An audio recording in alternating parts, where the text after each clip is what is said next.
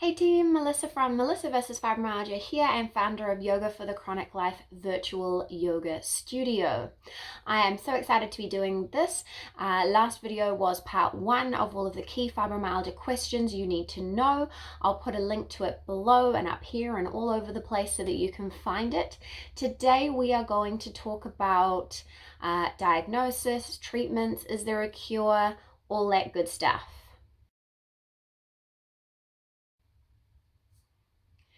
So we touched on diagnosis last week. Now, it's not a quick process. For a lot of us, it takes a really long time to be diagnosed because it's a bit of a wastebasket illness. So the main thing that they're doing is seeing that we fit some subjective symptoms. And so that's like experiencing chronic, ongoing, widespread pain for more than 3 months. But there's also things that they have to count out. So they have to do tests to rule out things like lupus and other things like that. So you can see that it could take a time to figure it out. And it is also a diagnosis of mimicking. So it looks like other things, and misdiagnosis, again, it looks like other things. And also we just get plain ignored. My journey was very long because I had many doctors who basically implied I was making it up for the very characteristic symptoms of fibromyalgia, the fact that the pain changed and the intensity changed. So it's a big thing, and I don't think you can talk to many fibromyalgia fighters without them having a really sad story about getting diagnosed. Not many people get on it fast and get help fast. I hope this is changing, but this is a lot of our experiences. So does diagnosis even make a difference? Again, it depends what your doctor's willing to do once you get a word, right? So when I received the diagnosis, I received no extra help. However, once I got the word and I got a little bit further along in my journey, I realized that I had the power to start researching and looking for things myself and using that word, so using the word fibromyalgia or chronic pain or chronic fatigue or insomnia or myofascial pain syndrome, chronic trigger points, I was able to slowly research each bit, and that's how I've managed to get where I am now. But it's really hard because often once you get a fibromyalgia diagnosis, that's it. Everything kind of gets thrown into that basket. And I had that over and over again. Things were discounted just because I had fibromyalgia. And not everything was. So for example, I was continually coming up against the issue that there was a physiological thing happening in my neck. There was physical things going on, and it was restricting mobility, and it was very different to all of the other pain. And physical treatments and ibuprofen helped, which they said doesn't help fibromyalgia, because in fibromyalgia there's no physical cause, and there shouldn't be abnormalities, and anti-inflammatories are not meant to help. Well, it was myofascial pain syndrome. So they kind of go together. They are illnesses that seem to live together at times. I definitely feel the central sensitization of fibromyalgia made the myofascial pain syndrome worse, but also being ignored and undertreated for many years made it so that it is now chronic. So can fibromyalgia go away? Is there a cure? I'm sorry, but there is no cure yet. They call it incurable, but I see pretty smart people working on it, and we've had some really good answers coming out. I have my theories over what will happen, but I believe we will see progress soon. But in the meantime, there are a multitude of treatment options on offer. Some of them help a little, some of them help a lot, and some help one person a lot and another person a little, and therein lies the difficulty. I've been sharing my journey for the past several years because I want to help you cut down the time it takes to get what helps you. So I have researched and trialed and written about what I have tried and researched in case it can help you. Because we're so different and we have other comorbid disorders, those illnesses that coexist, and our context and our lifestyle are a big part of it, there is no way to guarantee an outcome. But I believe we can change our quality of life my quality of life has just soared since I have started really working on this. So I wouldn't have created more than 300 blog posts on melissaversusfibromyalgia.com, and I wouldn't be sharing this with you right now if I didn't believe that with all my heart and want that for you with all my heart.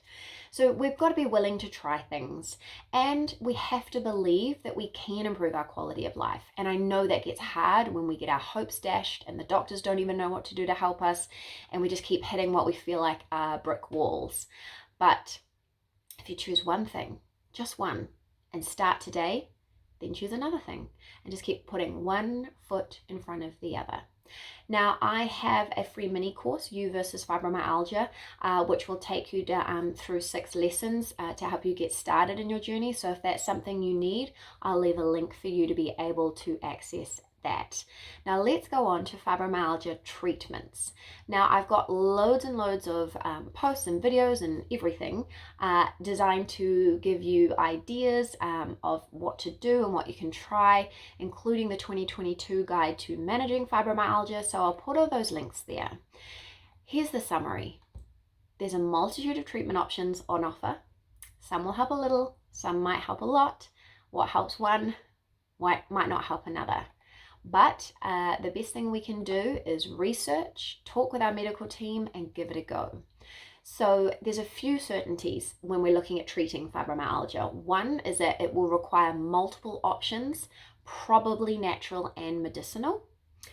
Another one is that, again, what might help one person might not help another. So when I'm telling you things like low-dose naltrexone really changed my life, there are also people for whom it didn't help. Sleep is king. I need you to work on sleep. This is what all of the key fibromyalgia doctors say, and use medication if you must, which I know is difficult if you haven't got a doctor who's willing to prescribe. I've never had a doctor willing to help me with medicine. With medicine with sleep. Foggy brain, that's just what happens, man. But you can keep working on it and keep trying, but sleep is really important. And you can impact your quality of life. I want you to remember that. And that's why I create yoga, and why that's kind of my key focus recently, because that is a tool that I can teach you. And once you know it, it is yours and you can use it anywhere, anytime.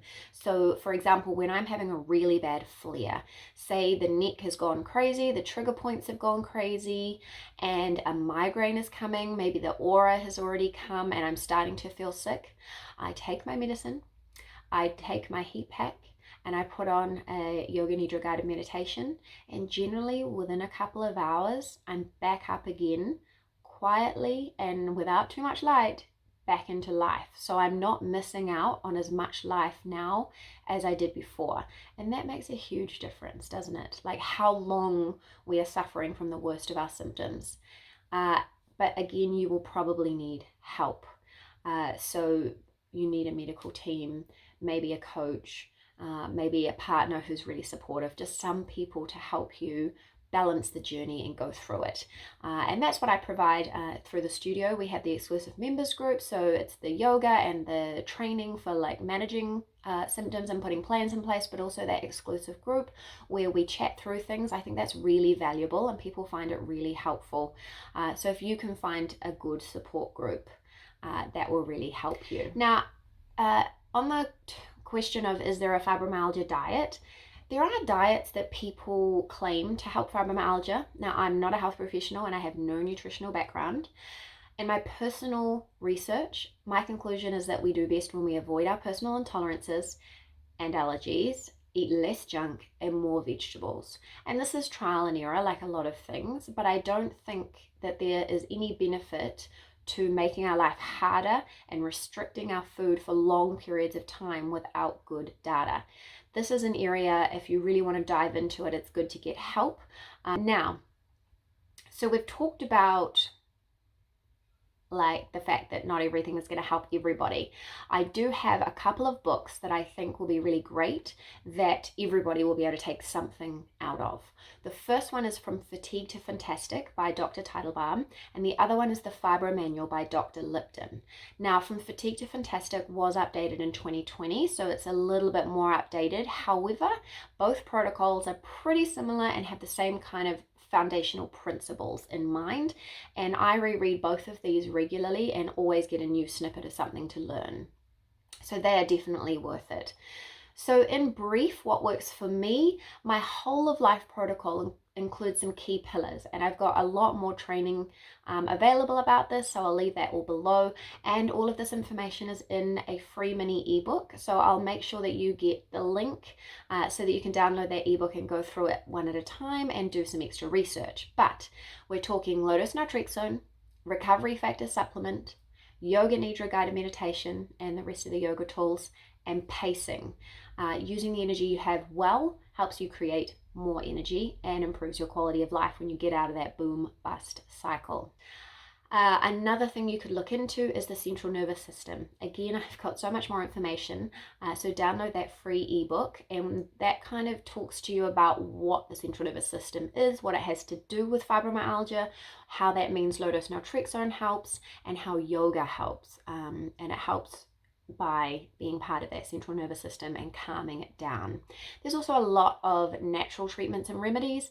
I prefer natural treatments and remedies where possible. I'm not anti-medicine, I'm just pro helping the body keep functioning as well as possible and getting out of my own way. So that was a very brief overview of treatments and if there is a cure. I hope you've gotten lots of ideas. I hope that you have learnt that you can impact your quality of life. And again, take that free ebook and start looking at the different things and choose something to try and just try it.